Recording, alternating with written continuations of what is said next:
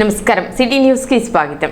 వ్యవసాయ పంటల నుండి ఉద్యానవన పంటల వైపు రైతులు అడుగులు వేయటం శుభ పరిణామమని మంత్రి నాదెండ్ల మనోహర్ అన్నారు. తెనాలి మండలం కటివరంలో నిర్వహించిన మెగా ఆయిల్ పామ్ సాగు కార్యక్రమంలో మంత్రి నాదెండ్ల మనోహర్ పాల్గొని రైతు అలపర్తి శ్రీనివాసరావుకు చెందిన 8 ఎకరాల పొలంలో ఆయిల్ పామ్ మొక్కలను నాటారు.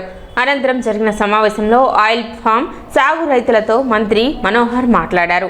రైతు అలపర్తి శ్రీనివాసరావు చొరవతో ఆయిల్ ఫామ్ సాగు చేపట్టడం అభినందనీయమని పేర్కొన్నారు. ఆయిల్ ఫామ్ పంట 3వ సంవత్సరం నుండి దిగుబడినివ్వడంతో పాటు రైతులకు స్థిరమైన ఆదాయాన్ని అందిస్తుందన్నారు.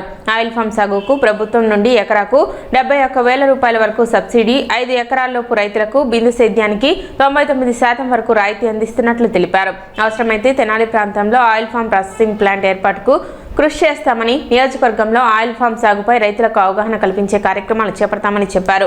రైతులకు కనీసం 2 లక్షల రూపాయల వరకు స్థిర ఆదాయం అందేలా ఈ పంట సాగును ప్రోత్సహిస్తామన్నారు. ఈ కార్యక్రమంలో జిల్లా ఉద్యానవన శాఖ అధికారి రవీంద్రబాబు, సహాయ సంచాలకులు రాగాల విజయబాబు, తహసీల్దార్ గోపాలకృష్ణ, ఎంపీడీఓ అత్తోట దీప్తి, FFF ప్రతినిధి విజయసారథి తదితరులు పాల్గొన్నారు.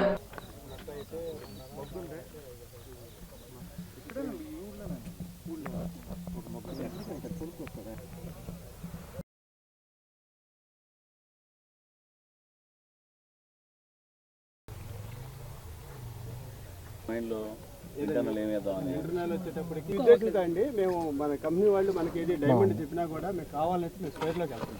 ఆల్రెడీ నేను ఒక 4 ఎకరాలు చూశాను, చాలా చోట్ల చూశాను, చాలా బాగా పెరిగింది.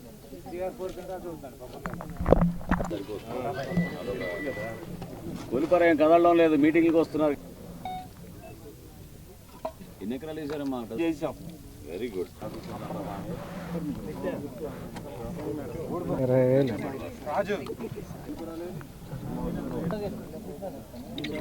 రైతాంగం ప్రభుత్వం అందిస్తున్న ఈ సహాయంతో, అదేవిధంగా సాంకేతికంగా మన రాష్ట్రంలో ఉన్న అవకాశాలని మనం ఉపయోగించుకునే విధంగా ఇతర రాష్ట్రాలతో పోటీ పడితే, మూడోది ఇందాక డీడీ గారు చెప్పినట్టు ఈ రోజున్న వలసల వలన లేదా గ్రామీణ ప్రాంతాల్లో మనకి రేపటి రోజున మనకి లేబర్ కూడా దొరికే పరిస్థితి కనపడడం లేదు. కాబట్టి వ్యవసాయ రంగం నుంచి మన ఉద్యాన పంటలకి మార్చుకుంటే ఆదాయం మరింత రెట్టింపు పెంచుకునే విధంగా అద్భుతమైన అవకాశం మనకి ఆయిల్ పామ్ ద్వారా. గతంలో ఏదో కొంతమంది చూసి చూడనట్టుగా చేశారు, సరిగ్గా చేయలేకపోయారు. కానీ ఈ రోజున ఒక పటిష్టమైన ఆలోచనతో, ఒక మంచి ప్రణాళికబద్ధంగా చేసుకుంటూ వెళ్ళే విధంగా మనం ప్లాన్ చేసుకుంటే, నేను మీ అందరికీ మాటిస్తున్నాను, తెనాలి నియోజకవర్గంలో అవసరమైతే ఇక్కడ ఒక ప్లాంట్ కూడా మనం ఏర్పాటు చేపిద్దాం. ఆయిల్ ప్రాసెసింగ్ ప్లాంట్ మనం ఈ కంపెనీలతో మాట్లాడి ఆ విధంగా మనం ముందుకెళ్దాం. అంటే గుంటూరు జిల్లాకి 300 హెక్టార్లు ఇచ్చారంటే తెనాలే మనం 200 హెక్టార్లు చేయాలి మనం ఈ సంవత్సరం. అది మన టార్గెట్. దాని ప్రకారంగా ముందుకెళ్దాం. రైతులందరూ కూడా నేను మనస్ఫూర్తిగా మేము ఇంకా భరోసా ఇచ్చేది ఏంటంటే, నేను మొన్న మాట ఇచ్చాను, వాళ్ళు ఇంకా కదలలేదు, కానీ ఈ నెలలోనే వీలైతే లేకపోతే ఫస్ట్ వీక్లో ఏలూరులో మీటింగ్ పెట్టుకుందాం. మిమ్మల్ని అందరినీ ఇక్కడి నుంచి బస్సులో ఆహ్వానించి అక్కడ తీసుకెళ్ళి అక్కడ ఉన్న మన జాతీయ స్థాయి ఇన్స్టిట్యూట్లో పెదవేగిలో మీరు కూడా సందర్శించి అక్కడ ఒక చక్కటి అవకాశం మీకు కూడా కలుగుతుంది శాస్త్రవేత్తలతో మాట్లాడుకుని.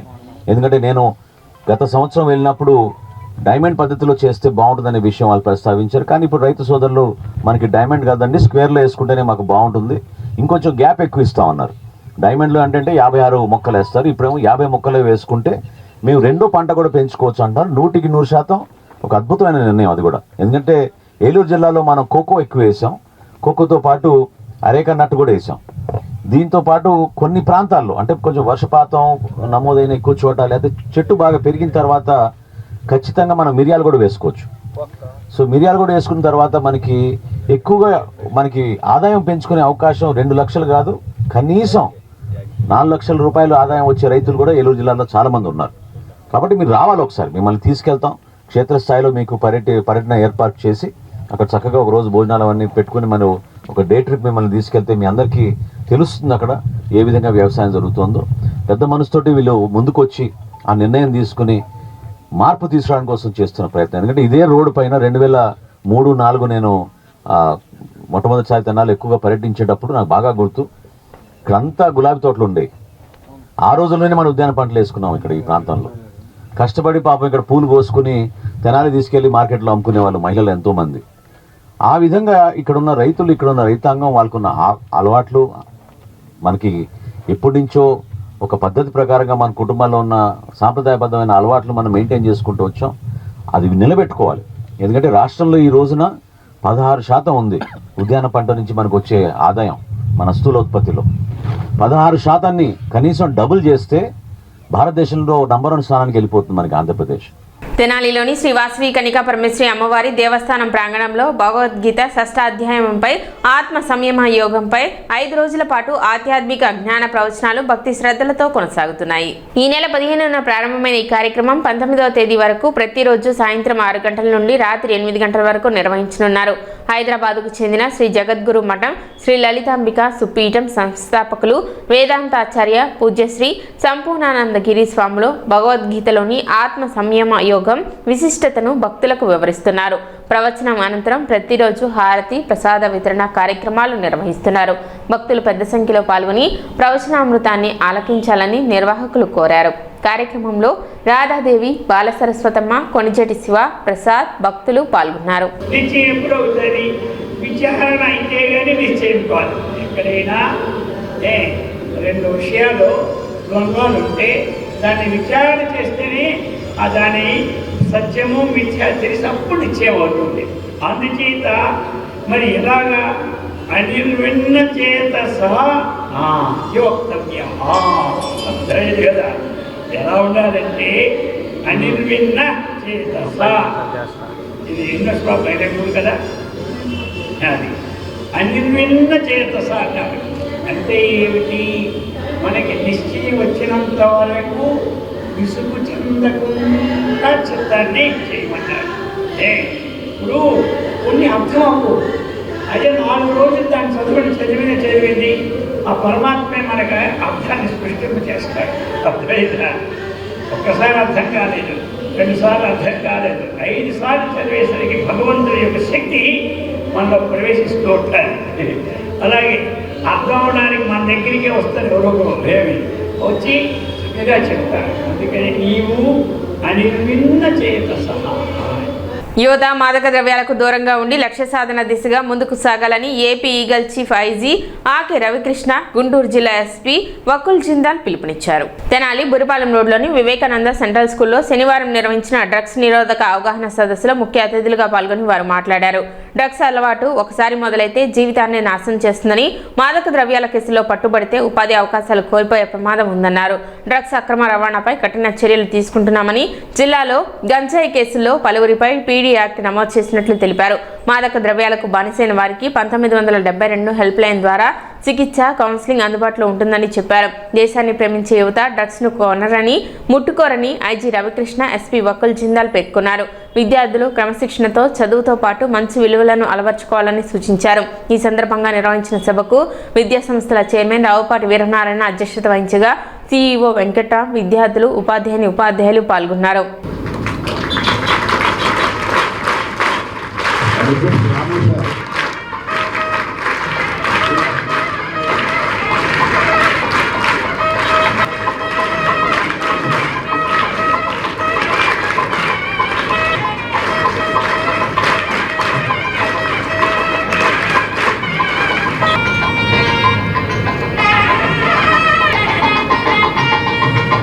I request him to inaugurate this brochure on this occasion.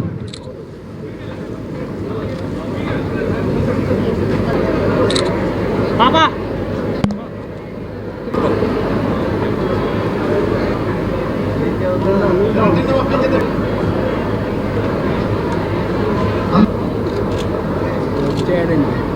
చెప్తాను, ప్రజలకు తెలియజేస్తాను. నేను నా చుట్టుపక్కల ఉన్న ప్రదేశాలలో ఉపాధ్యాయుల ప్రోత్సాహంతో ప్రిన్సిపాల్ గారు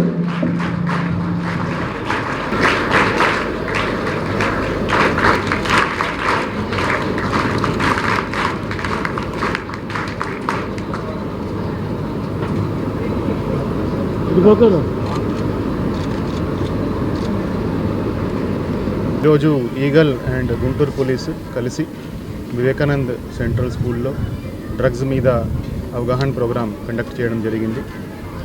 డ్రగ్స్ వద్దు బ్రో, అదేవిధంగా సంకల్పం పేరు మీద గుంటూరు జిల్లా వ్యాప్తంగా, అదేవిధంగా స్టేట్లో కూడా ప్రతి స్కూల్కి వెళ్ళి, కాలేజీకి వెళ్ళి అవేర్నెస్ ప్రోగ్రామ్స్ కండక్ట్ చేయడం జరుగుతూ ఉంది. గుంటూరు జిల్లా వ్యాప్తంగా ఇప్పటికీ 250 ప్రోగ్రాంలు వేరే వేరే స్కూల్స్లో కాలేజెస్లో పెట్టడం జరిగింది. డ్రగ్స్తో ఏమేం నష్టాలు జరుగుతాయి, డ్రగ్స్తో ఎలా భవిష్యత్ నాశనం అవుతుంది, ప్రజల్ని ఎడ్యుకేట్ చేయడానికి, పిల్లల్ని ఎడ్యుకేట్ చేయడానికి ఈ ప్రోగ్రామ్స్ మేము వైడ్ స్ప్రెడ్గా చేస్తున్నాము. అదేవిధంగా గుంటూరు జిల్లా పోలీసు తరఫు నుంచి లాస్ట్ 6 monthsలో ఈ డ్రగ్స్ ఎవరైతే అమ్ముతున్నారో, ఎవరైతే కన్జ్యూమ్ చేస్తున్నారో వాళ్ళందరి మీద కేసులు పెట్టి ఆల్మోస్ట్ 250 మందిని అరెస్ట్ చేయడం జరిగింది. ఎవరైతే మళ్ళా ఇటువంటి యాక్టివిటీస్లో పాల్పడుతున్నారో వాళ్ళ మీద పీడీ యాక్ట్ కూడా 20 మంది మీద పెట్టడం జరిగింది. సో వార్ ఫుటింగ్ మీద, డ్రగ్స్ మీద ఈగల్ ఆధ్వర్యంలో స్టేట్ వ్యాప్తంగా పని చేయడం జరుగుతూ ఉంది. చాలా మంచి ఫలితాలు కూడా వస్తున్నాయి. సో అందరూ కూడా ప్రజలు ఈ డ్రగ్స్ నుంచి దూరంగా ఉండాలని మేము కోరుతున్నాం. Thank you. వివేకానంద సెంట్రల్ స్కూల్లో సంకల్పం డ్రగ్స్ వద్దు బ్రో కార్యక్రమం చేపట్టడం జరిగింది. ముఖ్యంగా గుంటూరు జిల్లా వ్యాప్తంగా జిల్లా ఎస్పీ గారు సంకల్పం కార్యక్రమం అన్ని విద్యా సంస్థలు చేస్తున్నారు. ఆయన ఒక కృత నిశ్చయంతో విద్యార్థులు ఎవరు కూడా డ్రగ్స్ బారిన పడకూడదని కార్యక్రమం చేస్తున్నారు. ఆయన ప్రత్యేకంగా ఈగల్ ఆంధ్రప్రదేశ్ తరఫున అభినందనలు. అదేవిధంగా ఈగల్ ఆంధ్రప్రదేశ్ ఇప్పుడు రాష్ట్ర వ్యాప్తంగా ఈగల్ పల్లె బాటలో ఈగల్ అనే కార్యక్రమం చేస్తున్నాం. పల్లెలకి ఈగల్ వెళ్ళడం దీని ప్రధానమైన ఉద్దేశం. ఆంధ్ర ఒరిస్సా బోర్డర్లో ఉన్న గ్రామాలు కూడా ఇప్పుడు ప్రస్తుతం మా ఈగల్ టీమ్స్ బృందాలు పర్యటిస్తున్నాయి. మన ఆంధ్రప్రదేశ్ ప్రభుత్వం ప్రతిష్టాత్మకంగా తీసుకున్న ఆపరేషన్ చైతన్యం కార్యక్రమం ద్వారా రాష్ట్రంలో ఎక్కడా కూడా గంజాయి సాగుని లేకుండా చేయడం జరిగింది. ఈ సంవత్సరం హార్వెస్టింగ్ సీజన్ జూలై, ఆగస్టులో మొదలైంది కాబట్టి మొత్తం అన్ని గ్రామాలు కూడా వెళ్ళడం, గంజాయి రహిత ఆంధ్రప్రదేశ్ నిర్మాణం చేయడం దీంట్లో ప్రధానమైన ఉద్దేశం. అదేవిధంగా ఒరిస్సా నుంచి వస్తున్న గంజాయిని కూడా అడ్డుకోవడం కోసం 85 చెక్ పోస్టులు ఏర్పాటు చేయడం. అదేవిధంగా ఈగల్ ఆన్ ట్రైన్స్ 21 రకాల ట్రైన్స్ కూడా మేము గుర్తించాం ఒరిస్సా నుంచి వస్తున్నవి. జీఆర్పీ, ఆర్పీఎఫ్, లోకల్ పోలీస్, అదేవిధంగా Eagle, narco canines, dog squads ద్వారా తనిఖీలు ముమ్మరంగా చేస్తున్నాం. ఆపరేషన్ వజ్రప్రహార్ ద్వారా 849 హాట్స్పాట్లోని విస్తృతమైన తనిఖీలు నడుస్తున్నాయి. ఆపరేషన్ గరుడ ద్వారా ఓపీఆర్ అబ్యూస్ జరగకుండా ప్రత్యేకంగా ఎన్ఆర్ఎక్స్ డ్రగ్స్ మీద నిఘా పెట్టడం జరిగింది. అదేవిధంగా ఆపరేషన్ సేఫ్ క్యాంపస్ జోన్ ద్వారా పొగాకు రహిత విద్యా సంస్థల లక్ష్యంగా ఎక్కడా కూడా 500 మీటర్ల పరిధిలో డ్రగ్స్ అమ్మకాలు జరగకూడదని చెప్పేసి కఠినంగా పోలీస్ శాఖ ఈగల్ వ్యవహరిస్తుంది. ఈ స్మగ్లర్ల ఆస్తులు సీజ్ చేయడం, పిట్ అండ్ డిపిఎస్ కేట్స్ ద్వారా ఎవరైతే హ్యాబిచువల్ అఫెండర్స్ ఉన్నారో వాళ్ళని అటాక్ చేయడం జరుగుతుంది. ఈ సైన్స్ అండ్ టెక్నాలజీ డెవలప్మెంట్తో పాటుగా మనకు అనేక ఇబ్బందులు కూడా ఏర్పడుతూ ఉన్నాయి. మా జనరేషన్ లాంటి ప్రాబ్లమ్స్ లేవు. టీవీ కూడా లేదు మాకు. సో టీవీ ఇన్ఫ్లుయెన్స్ లేదు, సినిమాలు కూడా మంచి సినిమాలు వచ్చేటువంటివి, అక్కడ చెడు ఇన్ఫ్లుయెన్స్ లేదు, సెల్ ఫోన్స్ అసలే లేవు. ఇలా ఎలాంటి ఇబ్బందులు మా జనరేషన్స్ లేవు. కాబట్టి స్వేచ్ఛగా మేము చదువుకోగలిగాం, అనుకున్న టార్గెట్ని రీచ్ అవ్వగలిగాం. కానీ ఇప్పుడు జనరేషన్స్కి ఎంత ఆపర్చునిటీస్ పెరిగిపోయినాయో, అవకాశాలు పెరిగిపోయినాయో, అంటే ప్రపంచవ్యాప్తంగా మనం ఎంత హై లెవెల్లో వరకు సెటిల్ అయ్యే అవకాశాలు వచ్చాయో అదే స్థాయిలో ఇబ్బందులు కూడా ఎదురయ్యాయి. మనం రెండు తెలుసుకోవాలి, ఆపర్చునిటీస్ గురించి తెలుసుకోవాలి, అలాగే ఈ రీచ్ అవ్వకుండా మనకు అడ్డుపడేటువంటి ఇబ్బందులు కూడా తెలుసుకోవాలి.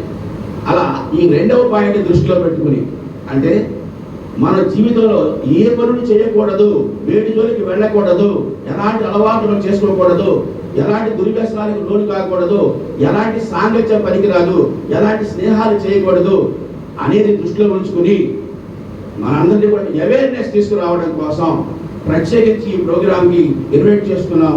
మన రాష్ట్రాన్ని మొత్తానికి కూడా ఇన్స్పెక్టర్ జనరల్ ఆఫ్ పోలీస్గా పనిచేసేటువంటి ఆర్కే రవికృష్ణ గారిని.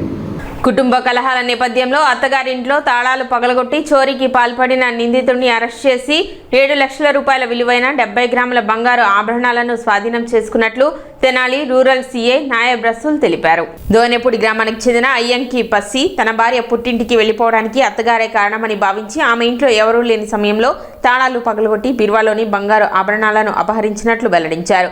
బాధితుల ఫిర్యాదు మేరకు కేసు నమోదు చేసి దర్యాప్తు చేపట్టిన పోలీసులు సాంకేతిక ఆధారాలు, నమ్మకమైన సమాచారంతో శుక్రవారం నందివెలుగు జంక్షన్ వద్ద నిందితుడిని అదుపులోకి తీసుకున్నట్లు తెలిపారు. నిందితుడిని శనివారం కోర్టులో హాజరుపరచనున్నట్లు పేర్కొన్నారు. కేసును ఛేదించిన ఎస్ఐ కె ఆనంద్ పోలీస్ సిబ్బందిని DSP B Janardhan Rao అభినందించినట్లు CI Nayab Rasool తెలిపారు.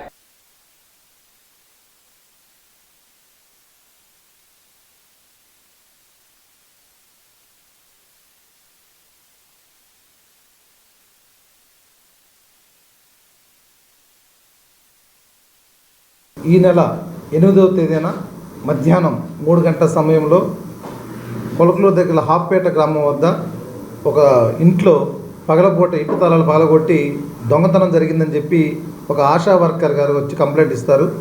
ఆమె సుమారు 70 గ్రాములు బంగారం పోయినట్టుగా కంప్లైంట్ ఇవ్వగానే ఇమీడియట్లీ క్లూస్ టీమ్ ద్వారా అక్కడున్న ఫింగర్ ప్రింట్స్ సేకరించడం జరుగుతుంది. సేకరించిన తర్వాత మనకు అక్కడున్న ఎలిమెంట్స్ ద్వారా కానీ కొన్ని సాంకేతిక పరిజ్ఞానాల ద్వారా కానీ ఇది వాళ్ళ ఇంట్లో ఉన్న అల్లుడు గారే చేశారని కొద్దిగా సస్పెక్ట్గా ఉంటుంది మనకు. దాని మీద మనం ఎంఓ క్రిమినల్స్ మంది లిఫ్ట్ చేస్తాం. అదేవిధంగా ఈ సస్పెక్ట్ ఎవరైతే ఉన్నాడో అతను మూమెంట్ కూడా కనుక్కోవడానికి ఆ రోజు సాంకేతిక పరిజ్ఞానం ఉపయోగించి కనుక్కుంటే ఆ రోజు అతను వచ్చిపోయినట్టు కూడా మనకు సాంకేతిక పరిజ్ఞానం ద్వారా అర్థమవుతుంది. వాళ్ళ అల్లుడైనా కానీ అయ్యంకి పసి సన్నాపు రాఘవలు, ఇతను కొల్లూరు మండలం అతను అనమాట. ఇతను ఆ ఆశా వర్కర్ ఎవరైతే కంప్లైంట్ ఉందో ఆమె సుజాత, ఆమె యొక్క కూతురైన శిరీషకి ఇచ్చి వివాహం చేస్తుంది. ఈ శిరీష అప్పుడు వాళ్ళ కొడుకు బాగలేక పుట్టింటికి వచ్చి ఉంటుంది అనమాట. తన అత్తే తన భార్యని ఇంటికి తీసుకెళ్ళిపోతుందని వాడు ఎట్లయినా సరే మా అత్తగారి ఇంట్లో దొంగతనం చేయాలనే ఉద్దేశంతో అత్త మీద కోపంతో వాడు ప్లాన్గా వేసుకొని ఆ రోజు మధ్యాహ్నం 3 గంటల సమయంలో ఇంట్లోకి వచ్చి ఇంటి తలపాలు పగలగొట్టి ఇంట్లోకి వెళ్ళి బీరువాలో ఉన్న 70 గ్రాముల బంగారం తీసుకొని అక్కడి నుంచి వెళ్ళిపోతాడనమాట. తర్వాత ఇతను మనము ఈరోజు మధ్యాహ్నం సాయంకాల సమయంలో నందివెలుగు వద్ద అతను పట్టుకొని అతని వద్ద ఉన్న ఇంటాక్ట్ బంగారం, ఈ 70 గ్రాముల బంగారాన్ని ఇంటాక్ట్ అనమాట, అది ఇంకా అతను అమ్మడానికి ఈరోజు ప్రయత్నిస్తుంటే పట్టుకున్నారు అనమాట మన వాళ్ళు. ఆ 70 గ్రాముల బంగారాన్ని ఈరోజు రికవర్ చేయడం జరిగింది. ఆ మెయిన్ మోటివ్ ఏంటంటే ఈ తన భార్యను తనకు కాకుండా దూరంగా చేస్తుందని ఎట్లయినా సరే వాళ్ళ అత్తగారికి నష్టం కలిగించాలనే ఉద్దేశంతో కుటుంబ కలహాల్లో భాగంగానే సొంత అత్త ఇంట్లోని చోరీ చేసిన అల్లుడిగా ఇతను ఈరోజు నిర్ధారించుకున్నాడు. అందుకని ఇతను అరెస్ట్ చేసి కోర్టులో హాజరుపరచడం జరుగుతుంది. మనం రీసెంట్లీ గమనిస్తున్నాం, ఎక్కడ దొంగతనాలు జరిగినా కానీ కొల్లు అంటే తెనాలి రూరల్ సర్కిల్లో చాలా వరకు సాంకేతిక పరిజ్ఞానం ఉపయోగించుకొని చాలా అన్ని కేసులు కూడా ప్రకటన చేస్తున్నాము. అదేవిధంగా అందరికీ చెప్తుందంటే వీలైనంత వరకు మీరు ఎక్కడికైనా వెళ్తున్నట్లయితే LHMSని వాడుకోండి. ఎన్ని రోజులు 4 రోజులు కానీ 4 రోజులు కానీ ఎక్కడికి వెళ్తున్నట్లయితే దాన్ని వాడుకోవాలని చెప్పి ఇంక తెనాలి రూరల్ పోలీస్ తరఫున అందరికీ ఉన్నవి. అంటే విత్ ఇన్ 1 వీక్లోనే ముద్దాయిని పట్టుకున్న చాకచక్యం పట్టుకున్న ఆనంద్ అండ్ టీంని కూడా అప్రిషియేట్ చేస్తున్నట్టు ఎస్పీ గారు అండ్ DSP గారు తెలియపరిచినారు. లేవండి, ఇతనికి ఏం కేసులు ఏం లేవు, మామూలుగా వర్క్. ఇతను కొద్దిగా మధ్యాహ్నం బానిస అవుతాడు. మధ్యాహ్నం బానిసెత్తలకి ఆ అమ్మాయి వాళ్ళ వైఫ్ శిరీష వాళ్ళ అమ్మగారింటికి వచ్చేస్తుంది అన్నమాట. సిటీ న్యూస్ ఇంతటితో సమాప్తం. నమస్కారం.